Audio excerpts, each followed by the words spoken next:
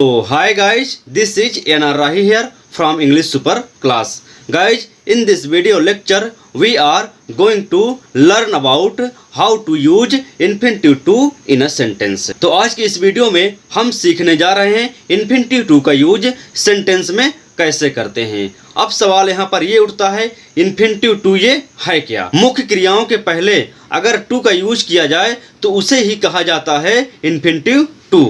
जैसे to go, to play, to come, to speak। अब यहाँ पर देखिए इन क्रियाओं से पहले to का यूज किया गया है। अब to प्लस वर्ब का फर्स्ट फॉर्म, इन्हीं कॉम्बिनेशन को हम कहते हैं इन्फिनिटिव। अब यहाँ पर सवाल ये भी है कि इन्फिनिटिव कितने प्रकार के होते हैं। तो इन्फिनिटिव दो प्रकार की होती हैं। पहला है सिंपल या नाउन इन्फिनिटिव, दूसरा जेरेंडियल इन्फिनिटिव। अब यहाँ पर सबसे पहले हम देखते हैं सिंपल या नाउन इन्फिनिटिव। जैसा कि इसका नाम है नाउन इन्फिनिटिव, तो कहने का आशय ये है कि वाक्य में जहाँ जहाँ नाउन रहता है वहाँ पर हम इन्फिनिटिव टू का यूज करेंगे। अब नाउन कहाँ कहाँ रहता है इस पॉइंट को भी समझना बेहद ज़रूरी है। तो चलिए पहले हम इस पॉइंट को क्लियर कर देते हैं। तो देखिए नाउन का यूज सेंटेंस में प्रायः 5 स्थानों पर होता है। तो फर्स्ट नंबर है सब्जेक्ट। जब वाक्य की शुरुआत होती है तो किसी नाउन या प्रोनाउन से होता है, तो कहने का मतलब कि शुरू में जो आता है वो सब्जेक्ट होता है और उसी को बोला जाता है नाउन। तो इस सब्जेक्ट के स्थान पर हम इन्फिनिटिव टू यूज करेंगे। आई होप आपको समझ में आया। जैसे अगर कहा जाए राम कम्स हेयर। अब यहाँ पर देखिए शुरुआत राम से हो रही है। राम क्या है? एक नाउन है और किस रूप में है? सब्जेक्ट के रूप में है। तो इस राम के स्थान पर हम इन्फिनिटिव टू का यूज कर सकते हैं। To work is worship. अब देखिए यहाँ पर टू वर्क का यूज किया गया है जो कि एक इन्फिनिटिव के रूप में है। तो यहाँ पर टू वर्क एक सब्जेक्ट के रूप में काम कर रही है, तो इसे बोला जाता है infinitive to as a subject. दूसरा पॉइंट है ऑब्जेक्ट के स्थान पर। जहाँ ऑब्जेक्ट यूज में आता है वहाँ पर हम इन्फिनिटिव टू का यूज कर सकते हैं। जैसे अगर कहा जाए आई प्ले फुटबॉल।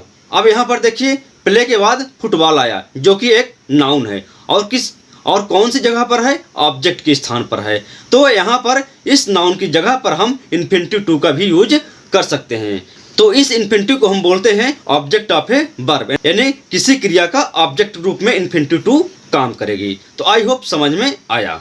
चलिए अब आगे बढ़ते हैं। तीसरा पॉइंट है complement of the verb. Complement of the verb का मतलब कि helping verb is am are के बाद नाउन का यूज किया जाता है, इसी को बोला जाता है कंप्लीमेंट ऑफ द वर्ब। जैसे कहा जाए ही इज राम। अब देखिए यहाँ पर इज के बाद राम का यूज किया गया है क्योंकि हेल्पिंग वर्ब के बाद नाउन का यूज किया गया है। तो इन्फिनिटिव टू का भी यूज हम हेल्पिंग वर्ब के बाद कर सकते हैं। जैसे आई एम टू प्ले। अब देखिए यहाँ पर हेल्पिंग वर्ब एम के बाद टू प्ले जो कि एक इन्फिनिटिव है, तो इसे बोला जाता है complement of the verb. Next तो चौथा पॉइंट है कि प्रीपोजिशन के बाद इन्फिनिटिव टू का यूज होता है। जैसे I am about to go. अब यहाँ पर देखिए अबाउट क्या है? एक प्रीपोजिशन है, तो इसके बाद क्या? टू गो आया जो कि एक इन्फिनिटिव के रूप में है। तो कहने का मतलब कि प्रीपोजिशन के बाद भी नाउन आता है, तो प्रीपोजिशन के बाद भी हम इन्फिनिटिव टू का यूज कर। पांचवा और आखिरी पॉइंट केस इन एपोजिशन। अब केस इन एपोजिशन का नाम तो आपने सुना है, अगर नहीं सुना है तो मैं आपको बता रहा हूँ। केस इन एपोजिशन का मतलब होता है जब दो नाउन एक दूसरे से संबंधित हों या एक दूसरे से संबंध रखते हों तो उसे बोला जाता है केस इन एपोजिशन। जैसे एग्जाम्पल से समझिए, Ram the son of Dasharath killed Ravan. अब यहाँ पर देखिए सब्जेक्ट राम जो कि एक नाउन है, उसके बाद द सन ऑफ दशरथ ये भी एक नाउन है, ये भी एक सब्जेक्ट है, लेकिन दोनों सब्जेक्ट सेम है, दोनों एक दूसरे से संबंधित हैं, ये अलग अलग नहीं है। तो इन्हीं को बोला जाता है केस इन एपोजिशन। तो कहने का आशय केस इन एपोजिशन के बाद भी हम इन्फिनिटिव टू का यूज कर सकते हैं। जैसे it is my duty to finish this work on time. अब यहाँ पर देखिए माई ड्यूटी क्या है? एक नाउन है और नाउन के बाद टू डू आया जो कि एक इन्फिनिटिव है, तो नाउन के बाद भी इन्फिनिटिव टू का यूज कर सकते हैं। तो इसे बोला जाता है केस इन एपोजिशन। तो आई होप आपको समझ में आया। अब हम इन पांचों को कंप्लीट और डिटेल में एक एक करके हम पढ़ेंगे, स्टडी करेंगे, ताकि आपको कंफ्यूजन ना रहे। तो आज की इस वीडियो में सब्जेक्ट के स्थान पर इन्फिनिटिव टू का यूज कैसे होता है, किस तरह का सेंटेंस बनता है, किस तरह का स्ट्रक्चर होता है, एकदम डिटेल में आपको यहाँ पर समझाया जाएगा। तो चलिए शुरुआत करते हैं इस इंटरेस्टिंग और नॉलेजेबल टॉपिक की। लेकिन वीडियो शुरू करने से पहले आपसे गुजारिश है, यदि आपको वीडियो पसंद आता है तो प्लीज़ इसे लाइक कर दीजिए। यदि आप चैनल पर नए हैं तो प्लीज़ हमारे चैनल को सब्सक्राइब कर दीजिए, ताकि आने वाली वीडियो का नोटिफिकेशन आपको मिलता रहे। तो चलिए चलते हैं टॉपिक की ओर। तो यहाँ पर देखिए सिंपल इन्फिनिटिव, जिसका अर्थ होता है ना, नी, ने, यानी कि जिस क्रिया के पहले टू का यूज होता है और उसका अर्थ ना, नी, ने पर खत्म होता है, वही होती है हमारी इन्फिनिटिव। जैसे यहाँ पर देखिए गो एक वर्ब है, फर्स्ट फॉर्म में है, लेकिन गो का मतलब होता है जाओ। अगर गो के पहले टू लग गया है तो टू गो हो गया, तो टू गो का मतलब होता है जाना। इसी तरह रीड मीन्स पढ़ो, लेकिन रीड के पहले अगर टू आ जाए, टू रीड, तो टू रीड का मतलब हो जाता है पढ़ना। और ये जो टू रीड है, टू गो है, ये हमारा इन्फिनिटिव है। तो इसी को बोला जाता है इन्फिनिटिव टू। आई होप आपको समझ में आया। चलिए आगे देखते हैं। तो इन्फिनिटिव टू का यूज 5 स्थानों पर होता है, जैसा कि मैंने आपको बताया।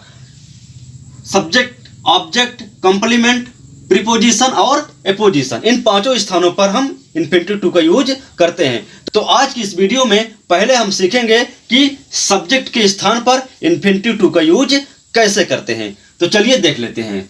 तो देखिए सब्जेक्ट टू द वर्ब।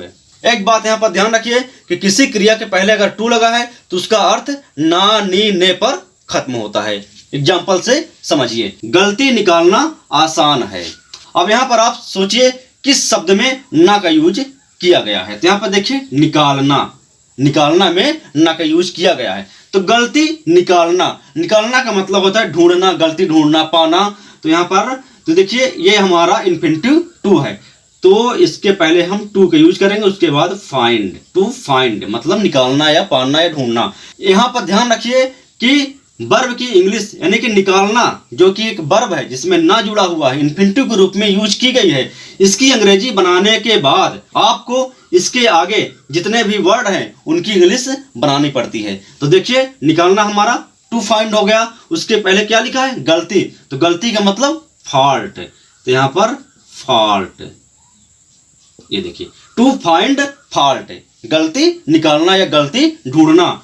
आसान है, तो है तो मतलब इज और आसान इजी। इस तरह हमने बनाया to find fault is easy, गलती निकालना या गलती ढूंढना आसान है। अब यहाँ पर देख to find fault subject to the verb, यानी कि क्रिया का कर्ता है, और वर्ब हेल्पिंग वर्ब क्या है, इज है। इसका कर्ता हमारा हो गया to find fault. I hope आपको समझ में आया। चलिए आगे देखते हैं। अन्याय सहना कायरता है। अब यहाँ पर देखिए सहना होता है बियर, यानी कि टू बियर, क्योंकि इसमें ना जुड़ा हुआ है तो इन्फिनिटिव है, तो टू बियर सहना की इंग्लिश। उसके बाद मैंने क्या बताया कि इन्फिनिटिव की इंग्लिश बनाने के बाद उसके आगे जो भी वर्ड है उनकी इंग्लिश बनानी पड़ती है। तो अन्याय होता है to bear injustice. Injustice means अन्याय, टू बियर इनजस्टिस यानी कि अन्याय सहना। कायरता है, इज, कायरता मतलब कॉवर्डिस,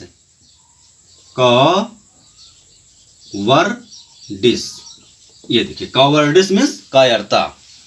to bear injustice is cowardice यानी कि अन्याय सहना कायरता है। चलिए आगे देखते हैं। दूसरों के लिए जीना मेरा लक्ष्य है।